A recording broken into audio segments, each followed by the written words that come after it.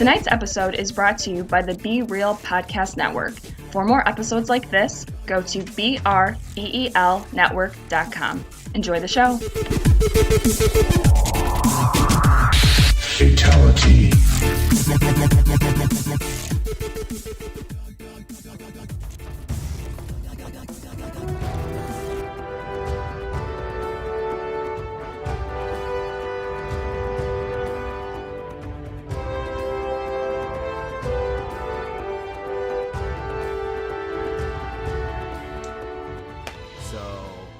Hey Jake, I like video games. Hey Tony, I like video games too. You know a game I really like? What game is that?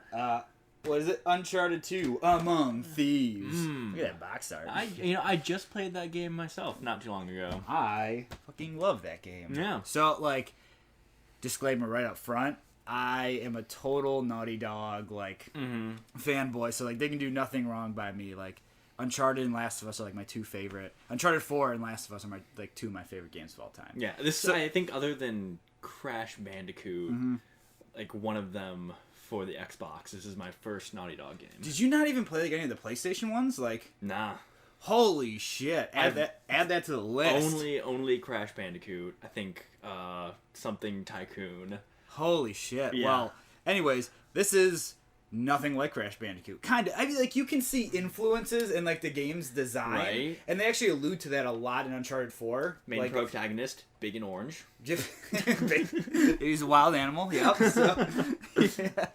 But, it's a really interesting game. For people that haven't played it before, it's like Indiana Jones, the video game. So yeah. You're running, gunning, traveling all over the world, chasing down treasure and bad guys and stuff. A lot less Nazis in this game. A lot less Nazis, but it's still pretty great. Oh, before we really get into it, there will be extreme spoilers for Uncharted 2 and minor for, I guess, the rest of the series. Yeah, I'm gonna try not to spoil things too hardcore for the other games, but Uncharted 2, we're talking about everything. So if you ever plan on playing this game and you care about the story, just probably cut it off. So yeah, a lot less Nazis in Indiana Jones. Still a Nazi though. yeah, exactly. Main bad guy, right? No, the old guy, Schaefer. Schaefer. Remember, he was a Nazi.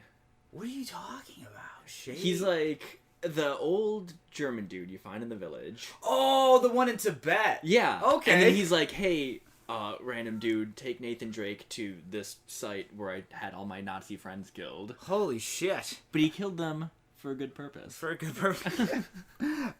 So yeah, let's talk about this story. So, what are some of your favorite parts from the game? It's an interesting setup in the fact that Nate, you get introduced to Nate as I think his first introduction, he's at some beachside bar, and he meets up with Flynn and Chloe, and Flynn's like, oh shit, treasure man. having never played an Uncharted game, the sexual tension between Nathan and Flynn is palpable in the first scene. It's those frosted tips, man. It's a good look. It's a real good look. But so the game's about treasure, and it starts off with Marco Polo. It starts about treasure, and then it slowly drifts off. We will get to that. We will get to that. But so story wise, do you like the characters? So it's your first Uncharted game. Yeah. Do you got introduced to Nate in a pretty fast pace, but you understand who that guy is, from the start, right? You get it. He's kind of swashbuckling. Yeah. Saving the day and chasing down treasure. Chaotic. He doesn't really save the day for a while in this game. He starts the game as a thief. Really, among thieves. There it is. The first main mission of the game is a museum heist. Yeah. I never really thought about it. I guess overall, the story is, it's nothing special. I'm just gonna put it that way. It's nothing you haven't seen before you from an action not flick. Be surprised by anything. Yeah. I think the strength of the game's story is how it's told in the video game medium, right? So you get to spend more time with these main characters, more than you'd ever do in a movie. It's you get to know Drake so much more through just the amount of cutscenes and then like the little dialogue in between, like the gameplay stuff where he's always like quipping and like he's got little one-liners and stuff, and it's a cool thing to give a little more life to all the characters. And like Uncharted 2, you don't spend a ton of time with Sully. Like that character kind of leaves. Right, he's kind of like in there for a little bit, and then it's like, okay, now I'm gone. And he's gone. And like, he just doesn't show gone. up for the rest of until the last cutscene. Yeah. And it's like kind of like that's a fun little thing to do, but like you still understand who Sully is too. Right. Like in the short time that you're with them, like they do a good job like developing all the characters, except for the main bad guy. He's Blagarovich? Yeah, whatever. He's Lazarevich. There we go. Yeah. So like he's just like some tyrannical warlord that is chasing after Marco Polo's treasure, which ends up being Shambhala. Right. Just to like take over the world, I guess. Like he's just a bad dude. There's no motivation behind that character. Okay, I'm gonna get into two beats that I didn't like about the story real quick. Okay. One of them I'll come back to, which is just like the main ending, not like the ending, but the third act of the story. Yeah. But at first, like you said, it's like a fun Indiana Jones National Treasure like story, except you get more time with the characters because it's a longer game. Yeah. That works for and against it. Yeah. Because it's like, oh, Nathan Drake, he's fun, kickback, loose treasure hunter, but then you also have to fill like a 10-hour game, and the way you fill that is with lots of fighting. Yeah. So I don't really like relate to Nathan Drake because I haven't killed 500 people. Yeah. Like that's one of the things that I wrote down about like the story. It's like, so Nathan Drake will do anything to save his friends, including killing millions of innocent people. Right. And then I guess I'm they're wondering, not innocent. I guess they're not innocent, but I'm wondering what Lazarevich is telling these goons that they're just willing to throw themselves by the dozen into the human meat grinder that is Nathan Drake. Yeah, it's his killing power is unbelievable. But like, yeah, I totally agree. And like he has no problem killing anybody. Same with the rest of his crew. Chloe, Elena, savage. Just fucking murdering people. And then it's like you like shoot somebody, like you pop off a headshot with the rifle, and the trophy pops up for like, this is 100th headshot you've gotten, and then Nathan Drake lets off a little quip at the 100th life he's just ended that way. It's like, I get it. I get like the relatability, not the relatability, like the humor and sort of like the laid backness of it, but at the same time it's sort of like disconnected from who he is supposed to be. Yeah. Right, like going through like tombs and somehow still functioning mechanical contraptions after thousands of hundreds of years. Yeah. Like that I get him being like kind of quippy and like making jokes like another lever puzzle. Yeah. Like that. Yeah, okay. I'll smile at that, but during combat, it's just like, yeah, you're sort of losing me here. Yeah, like, so the way the game is like paced is like really interesting, and I totally agree. Like, I think the combat of that game, while good, is probably my least favorite part of it. Yeah. Like, the gunplay is tight, it's solid. So for people that haven't played this game and are still listening, it's a third-person game. So over the shoulder, basically, when you're aiming down the sights. And it's very action-oriented. Like, when you can run and gun. Like, I really enjoyed that part of the game. Like, the running and gunning aspect. Because it feels so much more like an action star. Where you can be, like, hopping over cover, running at the guy shooting, and then, like, kicking him in the face. Like, like, end somebody. Like, it's pretty cool. But, like... pretty dynamic. But... Again, like, straight murdering people. And, like... A lot. And it's high... like, the gunplay's, like, really high intensity, too. People are shooting rockets and throwing grenades. Right. Things are blowing up. There's dudes with miniguns, like, near the end game. Yeah, I know. It gets, like... The action's, like, out of control, but, like... It sets up really cool action scenes. Like, the scene where in Nepal... Where you're being chased by the truck. Yeah. You're being chased by the helicopter while it's, like... You're falling down a building. Like, the building is collapsing, and you're shooting people and jumping out windows into the next building over. Like, it's mind-blowing in its action scenes. Like, those it's a big parts spectacle. It's like, those parts are really, really fun. But it's like, the combat arenas. Those are the worst. Like, do you remember... Right after the train sequence, when you're, like, in the snow and you're, like, a truck yard or whatever, and it's just a giant arena, and you're shooting people and sneaking around, and, like, that's the game at its worst. Yeah, I very much agree. It's that was probably the low part of the game. Yeah. And then like even before that, like the train sequence is an unbelievable spectacle, but the combat that happens in between like the big set pieces, fucking exhausting and like needlessly hard at times. Like that's the part that I can't stand about the game. But it's like when you just have to get through some shitty action every once in a while to get to really, really fulfilling set pieces.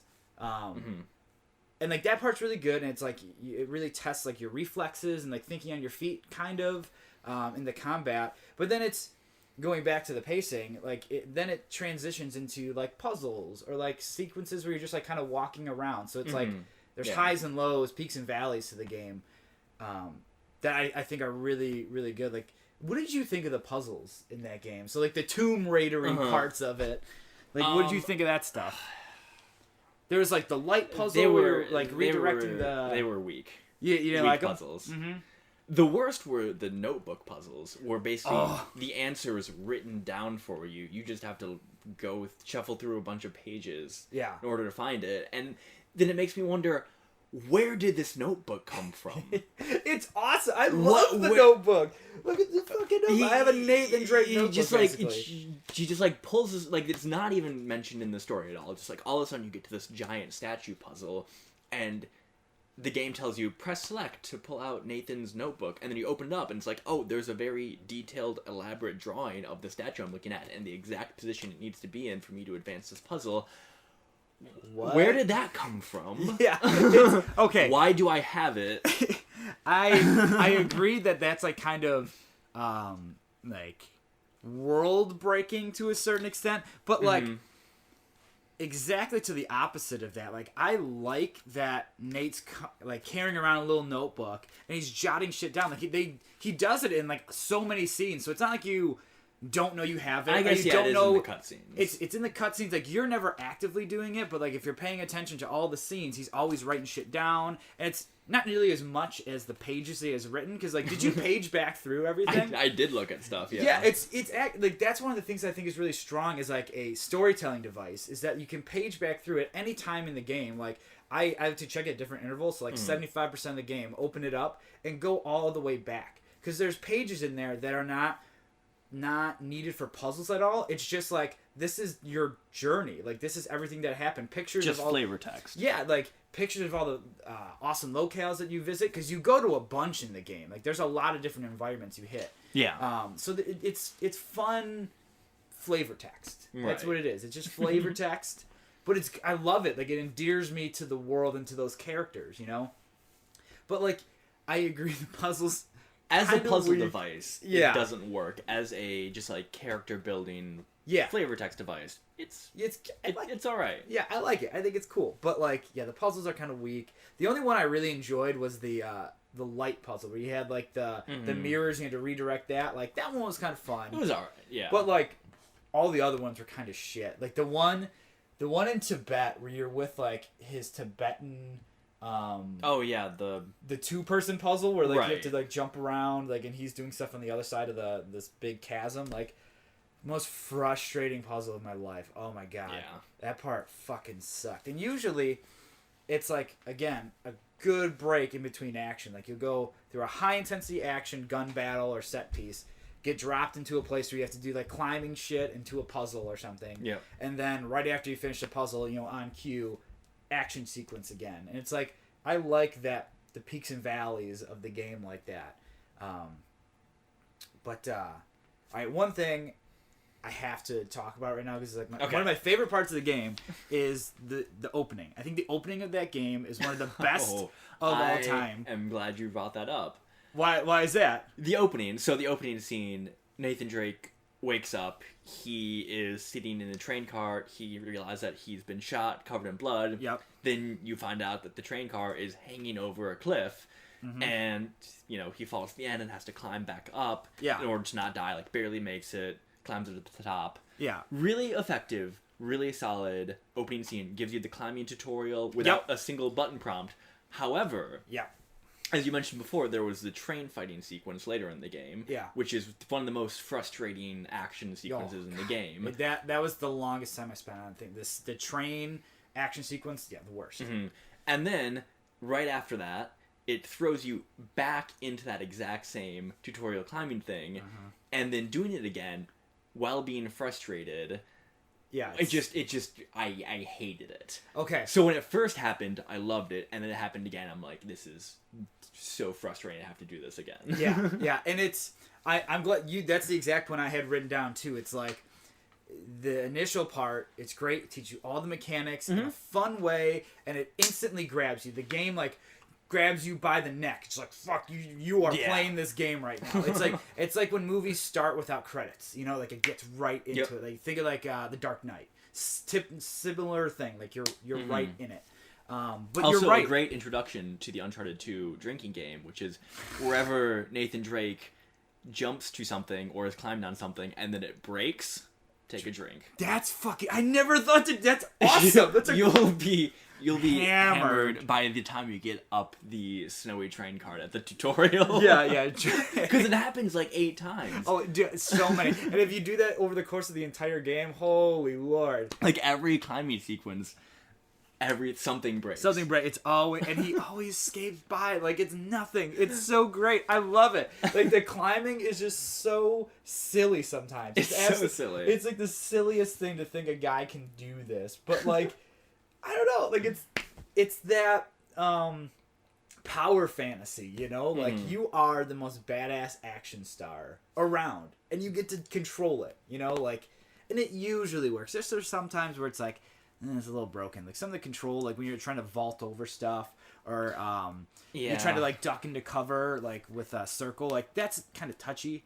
Sometimes it doesn't work exactly how I want it to, but it's cool. Like it's the game's very mobile shit. All right, I want to loop back to the story. Okay, because I know we got started on this train by starting about the story, and there's a second point I wanted to make about it. Yeah. So kind of a brief recap of the story. Mm-hmm. So Nathan Drake is told about. Some Marco Polo, like, hidden treasure called the Chintamani Stone, hidden in Shambhala through different clues and investigations and tomb pillaging, finds the location of it, and we think throughout the game that the Chintamani Stone is basically like a giant, very valuable gem. It's like a sapphire. But it's always, like, alluded that it's more than that because of how much Lazarevich wants to find it. Right, and there's weird things happening around. Right. It's eerie. It's like, eerie what's going on. About 2/3 into the game, you're attacked by basically like a Yeti abominable snowman. Yeah, they make sort of creature, and it's you shoot it a ton because they give you like an infinite ammo World War II pistol. Yeah, no, but like they do because it actually. Right. I watched the bullet thing. Like, after you do one clip, it instantly goes to full again. Right. So yeah, you get in that fight. You don't actually kill it. You just fight it off. Yeah. And then near the getting to like the very end of the third act, you find out that they weren't actually Yetis. They were just like the guardians. Like dudes the that residents of Shambhala that eat like a tree resin, which is what the Chintamani Stone actually is, and it gives them like superhuman powers, strength and vague regeneration and immortality. But it makes them crazy too. And right. They're like beasts. They're more beasts than men. So then at the end of the game, you find out like, okay, we don't need to get this Chintamani Stone like just for the sake of having this really cool treasure. We have to stop Lazarevich from getting it, or else he's gonna get this power and then use it to take over the world.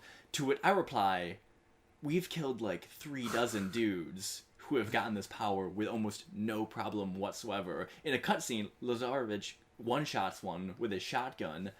Yeah. It's not like they build it up to be like this giant world-ending conflict. Right. And then, Nathan Drake, some regular dude just wielding a pistol, takes him on no problem. Yeah, takes it down. Like, I very much...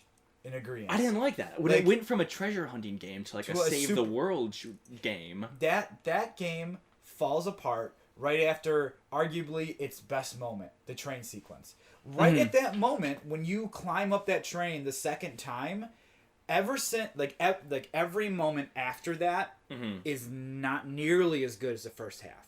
Yeah. Like, cuz that's when it starts turning to be supernatural. Like all of the Uncharted games, 1, 2, 3 all have a supernatural twist at some point. It's like zombies, or like one was like zombies. I don't remember what 3 was, but it's like another fucking spooky. Ooh, oh my god, what the fuck is this? Like, you cannot explain it other than it's like either magic or like crazy science. Right, drawing more comparisons to Indiana Jones. Exactly.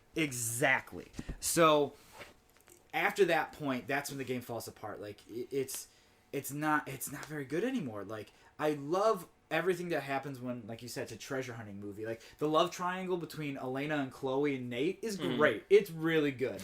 And it sets up this whole thing that like Chloe's the bad, sexy British chick who like gets things done, and then Elena's like this good girl but like hangs with Drake like no problem. She gets shit done too. And it's like this good girl, bad girl thing, and Nate's like, well, the bad girl is cool, I guess, and she's super hot and all this stuff. She doesn't judge me for going on adventures. Right, exactly. Yeah, exactly. I can do whatever the fuck I want. And then Elena's like, fine, you're better than this, man. Right. And it's cool to see him like dealing with that, because there are cutscenes where it's like he's talking to both of them, like when the cameraman gets shot. You remember that? Right. And you're carrying him out, and Chloe's like freaking out on you. He's like, "What the fuck? Leave Just him behind." leave him. Yeah. And Nate's like, "No way, man, not gonna do it." That's like Elena's the good side that's bringing that out of him. Chloe's this bad side. It's his past. When he was a thief and he wasn't out for just like the adventure part of it. When he was stealing to live. Yeah. That's like the part that Chloe represents, and like it's really cool how they do that. Again, like back to Sully. I wish he was in this game more. Like he's like if you, since you haven't played any of the Uncharted games, you like don't know Sully at all. Sully is in the entire first game, and he's like awesome. He's such a cool character. He's like Burt Reynolds. Burt Reynolds is hanging out with you, and he's old. See, the story of this game I think was just mediocre. Like, it won't surprise you once the entire game. Mm-hmm. But I remember watching the Uncharted 4 gameplay trailer, and Sully's in it, and I was legitimately surprised that he survives to the 4th game. Yeah, because he just doesn't make any sense. Primed to be killed or to like turn evil or to like have some sacrifice, because he's just so that character. Yes, that him living doesn't seem right. Defies expectations, and it's the only time this game does that. Yeah. I would no. I totally agree. I do agree with that. But like, the game is just the fun part of the action movies. It's not trying to have some like crazy twists out of nowhere. Like, oh my god, like, this guy's dead now. Oh no, like the characters it is established are staying in it. These are the players in the game, and they will always be. Yes. I like that. I like that part of it. After hearing only about Uncharted and Last of Us through reputation, I had much higher expectations of the story. I will say that the Naughty Dog games in general, they work on like an awesome continuum. Like they keep getting better. They incrementally get better. Uncharted 3 is a step back from 2. Mm-hmm. Graphically, it's like way more impressive, and it's a cool locale and all that. It's very desert. It's deserty, so like that's kind of cool. But storytelling, it takes a step back. And Uncharted 4, it's amazing. It's really, really good because they strip out all that supernatural bullshit, and it's a character story. It's about Nate and Elena, and it's about Nate trying to not be a thief anymore, like completely strip away the adventurous part of him and be like a normal guy. And he gets pulled back in, and like of course he does. Of course he does. It's again a story that's been told tons of times. You're not gonna get blown away by it, but the way that they tell their stories, I think, are really, really solid. I think like through the gameplay, through these awesome set piece like quasi cutscenes, I think they tell a story that is not gonna surprise you in a very impactful way that stays with you. Like, to me, I see Uncharted as it's a movie. It's a movie that you play. And it's not going to surprise you, and you're not going to... We're both going to get the exact same story out of it. It's not like a Bethesda game. It's not like an MMO. It's... You're building your own story, and... I mean, you're not building your own story. You are experiencing what the director of the game wants you to get, right? And that's what I like about it. It's a very well told story, even though it's well trodden. I don't know. I dig it. I dig it. I'll respectfully disagree. Fair enough. I thought it was a well trodden story that was told at the bare minimum. I think this story would be right at home in a PlayStation 1 shooter. Really? Yep. A PlayStation 1 shooter, like Siphon Filter? Exactly. No, the story is passable. I agree that it's like a by the books blockbuster story. Yeah. But so like the yeah. gameplay is what took you out of it. Right, like so yeah. Like you struggled with gameplay stuff, so like getting to the next story beat, even though you know what's gonna happen, like you don't care anymore, right? Like, is that like kind of what you're saying? Yeah, I mean, I grant I wasn't a huge fan of the gameplay itself either. Mm-hmm. The gunplay, I think, is passable. The climbing's all right. It's kind of hurt by its own presentation in the climbing. I'll get to that, but like, yeah, in total, like the gameplay itself is serviceable. It's passable. It's all right. I wasn't like really immersed and compelled when I was playing the game, and then like getting to the next story beat, I wasn't. Yeah, like nothing was really driving me to complete the game to move on. The carrot on the stick wasn't working for right, you. The carrot on the stick was just finishing the game. Yeah. Okay. So yeah, if this would be a good segue into gameplay. This is the worst joke ever, but it's great. So after the train scene, the game totally goes off the rails. Because it's a train. And it crashes. It goes off the rails.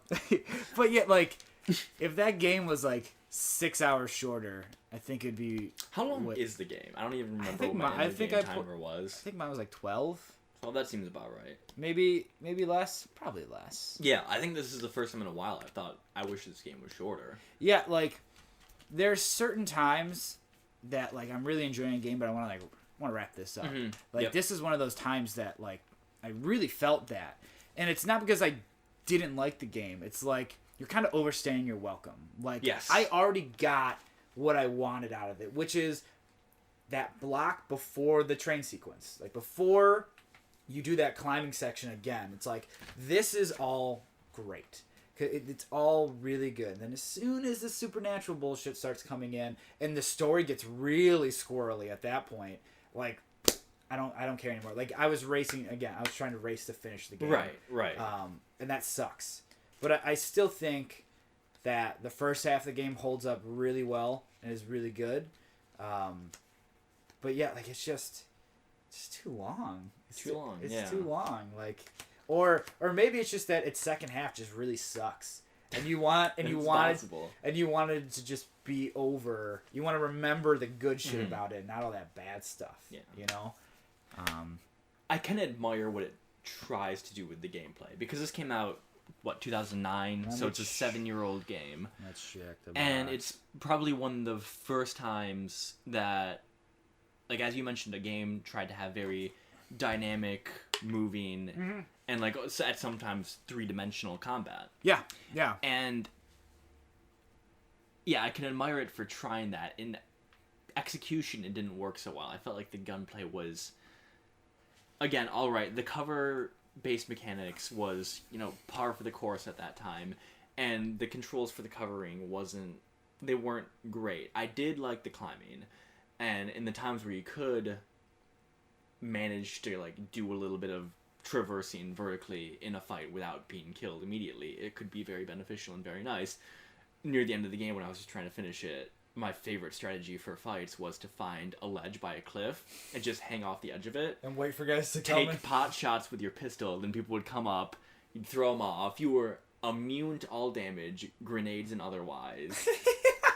I never want to do that. I would just wait there until I ran out of pistol ammo and then just throw people off the edge. That's so funny. That's like fundamentally completely different than how I played that game. Like I played run and gun all the time. I died so many times just trying to do the fanciest shit. You right. know, like, yeah, I would do that too, and I would then eventually just end up going to like just turtle gameplay, just to finish, slowly advance, killing people when they pop their heads out of cover. Yeah, the guns didn't feel impactful to me either. It's funny, like the automatic rifles kind of suck. They're terrible, and they all feel the same. It's either burst fire or has a scope, and there's like 4 of them, I think, and that's the only distinguishing factor. Like the picture did nothing. I didn't know what they were all called. It's like this one has a scope. I know what that. Yeah, there's the one that like first appears like halfway through the game that you can zoom a little bit, and then that's the one you just want to use. Right, and there's maybe like a small beef with it. I feel like you have to get better at it as you play, but like when you go through a giant combat zone and there's guns all over the ground, trying to pick up ammo for the one that you want instead of picking up another gun, sometimes all the time I would be throwing away a gun because I was trying to pick up ammo for it. Like what I learned through playing that game is like, okay, think like an action hero. An action hero wouldn't be trying to pick up the same gun he's already using. He's picking up a different gun. Like he's running by, grabs a gun, turns and shoots out. Like crazy shit, right? Like just dumb action for the sake of action. Like don't think about your own safety. Just fucking go for it. Like that's kind of the gameplay of that game. It's like reckless abandon at all times, you know? 2 other things with the gunplay that annoyed me. So, one is that I timed this. If you go from basically like just before dying health to the automatic regen to full health, it takes 10 full seconds, which is an eternity. And any combat situation just grinds to a halt while you're waiting this far too long period of time for you to be able to stand back up and like make a move or make a shot again. Yeah. And it would just break the immersion for me mid-combat. See, the time. I would run. Like I was always like running in that game. Like always running around. Like if I had low health, I'm ducking and dodging out of there. I'm not hiding behind a wall. I'm jumping out a window and like flanking them and then getting up against the wall, like getting out of combat completely, or at least trying to.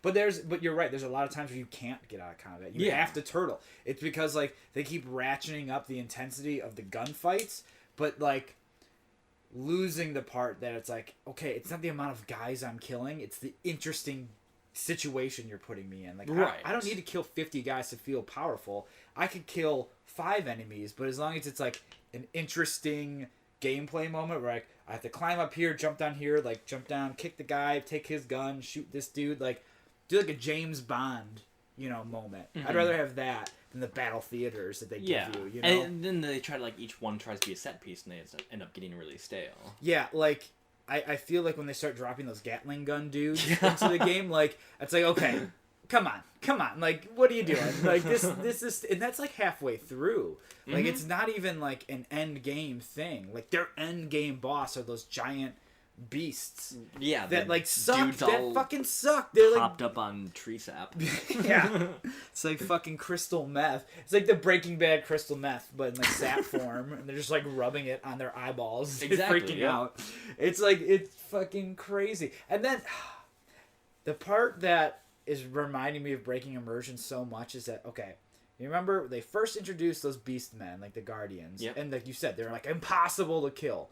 But then as soon as you get a crossbow, one shot kill. Yeah. It's like, what? I've been smoking them with like a shotgun, but then a fucking crossbow is like, I hated that so much. Oh my god, that's such a trope in video games too. Like the bow and arrow is a one-shot kill. Why? Then it's like primitive handguns and rifles we've made. You have to raise half a clip to kill somebody. Right. It's that I hate that. Man. I hate that so much.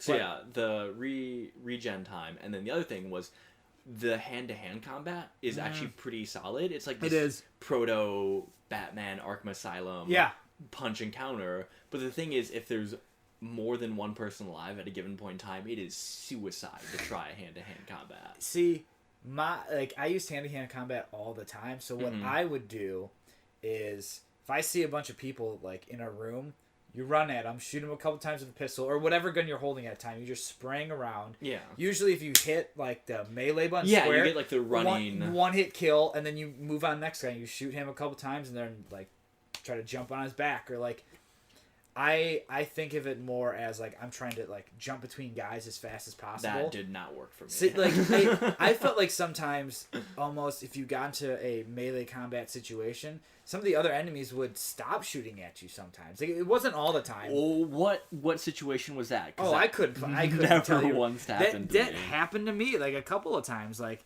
you just get yourself into a melee situation, and it gives you a couple extra seconds. Like, I don't know. Mm-hmm. I get the same impact from killing 10 enemies as I do from, like, 50. And they don't need to have miniguns to be, like, right. feel like you're doing anything. Like, they try to like, ramp up, like, the intensity of all this stuff. But it's like, you're not doing it in the right way. You know, like, towards the end of the game, it's just like, I wish this was like it used to be. And now it went in a direction I didn't want it to go. And it's like, but I really want to like you. I really want to like, I love this first half of the game. And then it's like, fuck that. What do you think of the climbing in it? I love which is a big part of the game. Yeah, like that's like the main traversal is like climbing. Right. Like I would say, I like it. Like it's fun, and you can do it quickly too. Like I learned very quickly in that game that if you just hit X a ton, you're just jumping. You're jumping from thing to thing. You can get through it quickly, or you could try to find different routes because it's not always just one path. You could take multiple paths to get to your destination, which I liked. But it always broke immersion for me when you're doing a puzzle and you're in like the ruins of this cave and he's climbing all around and everything and like figuring out the puzzle. It's like, wait a minute. These people designed this room when it was fully functional. Like, how are you doing this when it's like in disarray? You know, when it's completely broken down. Like, but it adds to the majesty of it. Like the one puzzle, this is in the room with the mirrors, and you're climbing that giant dagger. When you finish it, it slams into the dude's like the chest piece, and then like you go down into like the depths. Like that's cool. It's like a cool looking sequence. Like I try to just like suspend my disbelief through like stuff like that. Right. Like if every time you walk into an ancient tomb and then the mechanics are still functioning and it turns into a climbing puzzle. Like I'm with you. You can't really like let that get to you because it does. Because it's a video game, you know. It's like, did you analyze every little thing in Indiana Jones too? It's like, oh my god, that bag of sand was totally not the same size, the same weight as that like cool little Inca thing. Like, fuck no, it's an action movie. Like, shut up, just fucking do it. Like, because it looks cool. Like, just fucking go with it. You know. Yeah. I like the climbing too. I think the climbing it works well. It adds a lot to it. It lets you explore in a new, interesting way. A few times the design of the game sort of betrays you, where you're not sure if what you're going towards is a ledge, right? Or if it's just like a something else texture on the wall, right? That you'll fall off several times because of that. Yeah, like so that's the type of stuff. It's like, just button that up. You know, like if you could just. You know certain pathways people are going to take. It's almost like, how much did you QA everything? You know, because, like, I would have found this and been like, hey, fix that. And I know they probably did find that stuff. And it's like, how do you fix all of these little things like that? Yeah. But, like, if you're talking about, like, video game jank, like, that's, like, that's not the biggest offender. Like, I think of games with way more jank than that. Oh, yeah. That I can deal with a little bit. It's at the end of the day. I think so. At the end of the day, it's a video game. It was their second Uncharted game. You know, unless did they do that Vita one in between 1 and 2? I don't think so. I think the Vita one came after 2. I'd have to check that. I don't know that off the top of my head. Yeah. But anyways, it's a difficult thing to build. So like some of that jank, I'm like, I'm okay with that. Yeah. I mean, I'm able to forgive stuff like that. It's kind of like a weird nitpicky critique if you're like, oh, the graphics are too good and stuff is too detailed. Yeah, exactly. Artistic and speaking of artistic, there's one scene in this game that I completely forgot about after playing it the first time. I'm so glad that we played it through again because like it's the smallest little thing, but I think it's like the most like telling of how cinematic they thought their game out. So, Tibet, when you're in those ice caves and you're first being introduced to like the monsters, the guardian guys, right? Yep. There's a climbing sequence where you're climbing up the wall. Like it's really hard to like describe with words, but you're climbing from the right to the left, and the camera's really zoomed out. It's almost like a square type frame, and you're climbing from right to left, and as you pull yourself up onto like a ledge where there's like a snowy white background, the foreground moves and it reveals itself to be like the monster. It's like the silhouette of the monster, right? That. It wasn't that really cool. So that was really good. Yeah, it's so interesting. That's like the shit. That's a movie thing, and it's in my video game. Right, and that ice cave sequence is set up very well for that. That's when you first think like there's more to this. Yeah. Than initially thought. Yeah, exactly. And you're like led on this weird cryptic like search mission with some guy who doesn't speak English. Right, yeah. Was it Tenzin, I think his name Tenzin, yeah. He's a cool character. Like, even though they can't converse at all, like Nate and Tenzin can't speak at all, right. They speak through their actions. So there's a part where Tenzin saves Drake by grabbing him, and then right after that, Nate saves him in like a very similar fashion, and they like nod at each other, and they speak through these nonverbal like there's still communication there. That's a good relationship. Like I like and it's told through gameplay. It's told through gameplay, not through cutscenes. I love that stuff. Like that's the intermingling between cinema and video game that happens in this game that I really, really enjoy. That like they can tell these really interesting tales and build these characters through gameplay itself, and then neat camera tricks. Like how many times, like I counted at least 3 or 4,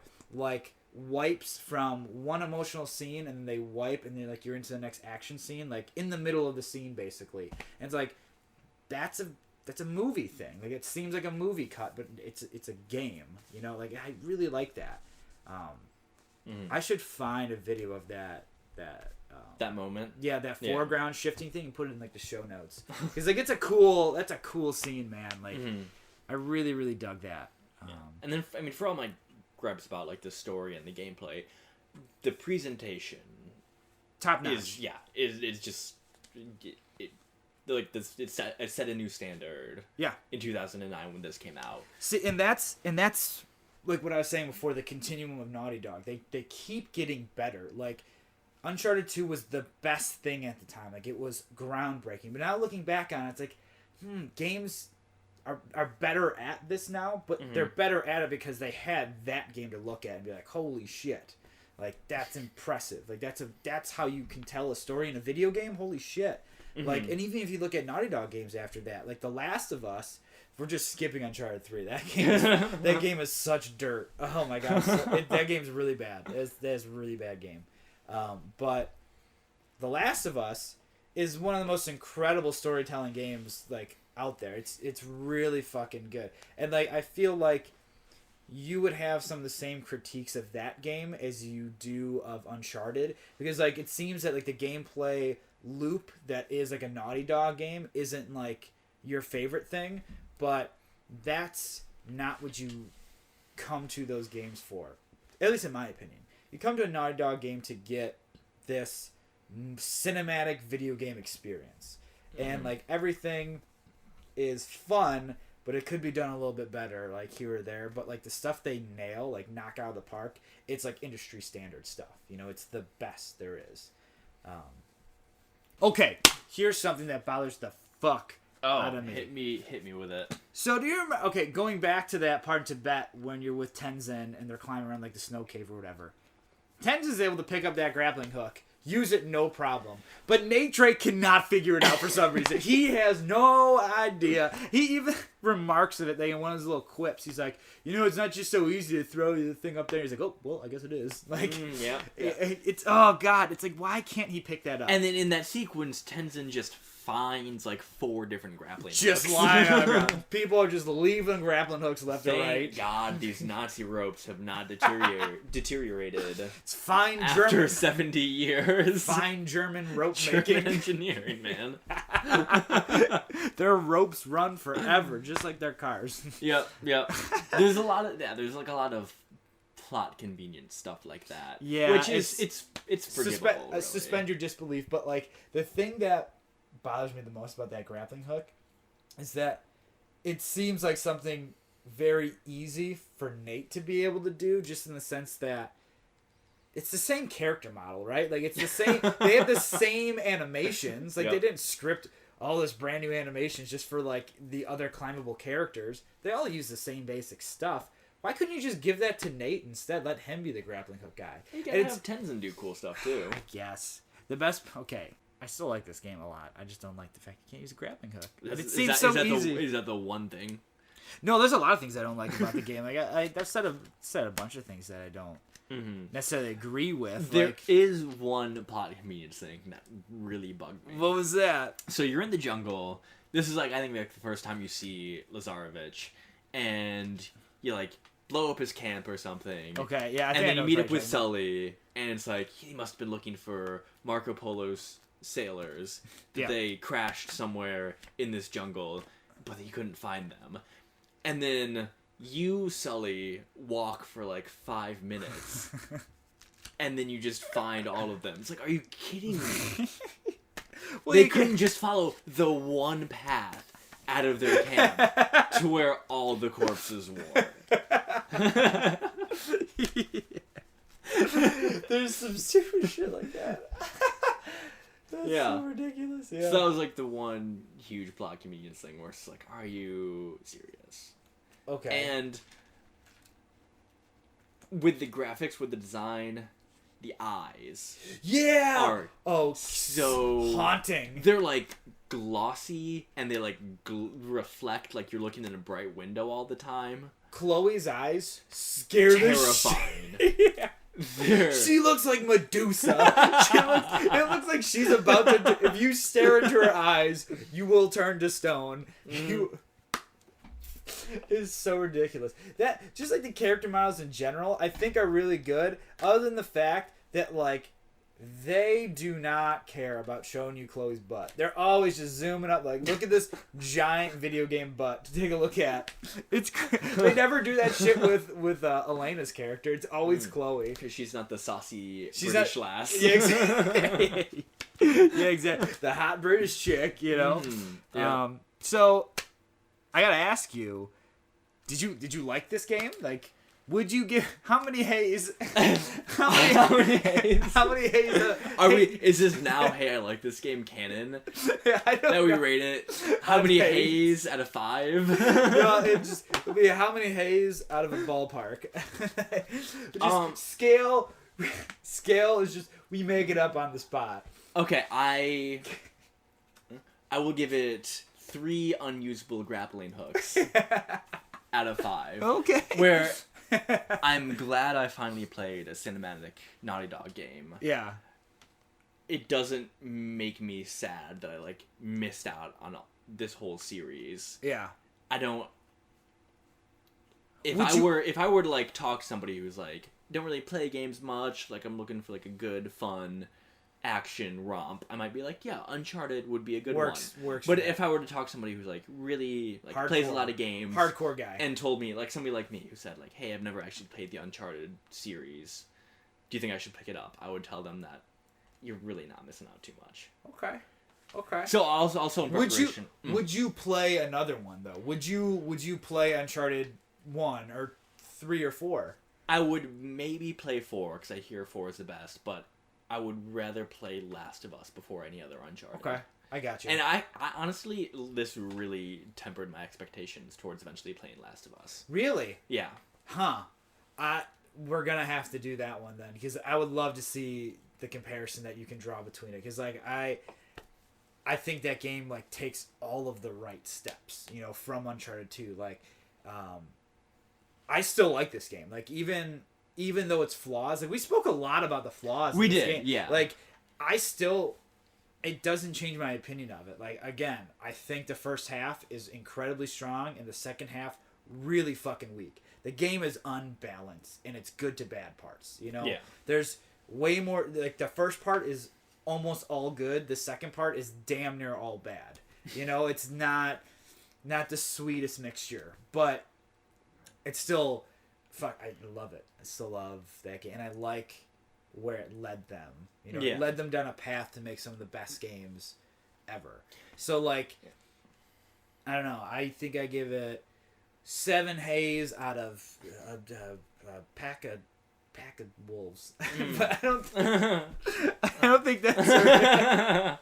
I don't think that's a rating system. Nope. Also, there were no packs of wolves in this game. Yes, there was. In the snow thing with Tenzin. Remember, they're walking around. Yeah. You never fight the wolves Because then you there. see a bunch of dead wolves, and you're Yeah. like, what Well, killed the wolves? Yeah, exactly. It's the fucking blue Yeti people. Blue Yeti people. I kind of like that they were blue. You know, like you're like pissed off Smurfs. They're like if Smurfs did a bunch of crystal meth. That's what happened. Taller. They got tall. They just fucking Hulk out. It's if Papa Smurf got hit by a radioactive gamma ray and turned into a Hulk. There we go. New headcanon.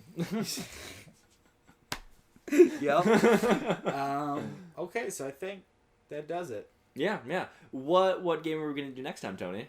I don't know. That's this first one was my game, Jake. So Yeah. what's your game gonna be? You know a game I really liked? What game do you like? FTL Faster Than Light. Well, we'll see if I like it. Let's find out. Psst, I actually do like it. I do like it a little bit. All right, I think that does it.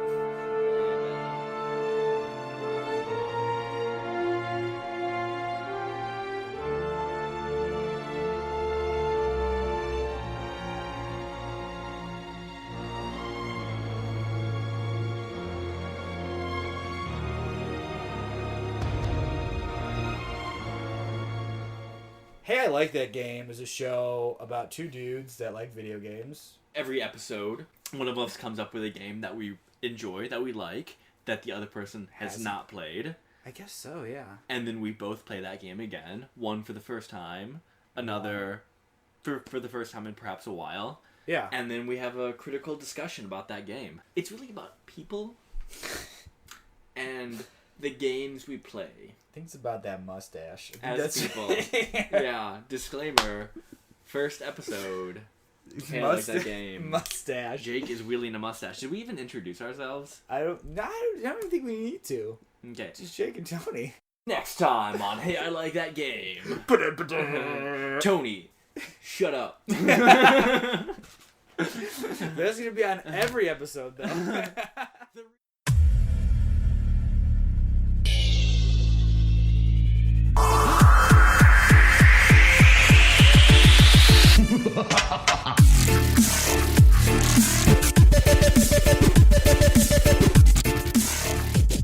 Today's episode is brought to you by the Be Real Podcasting Network. For more episodes like this, check out BREELnetwork.com. Fatality.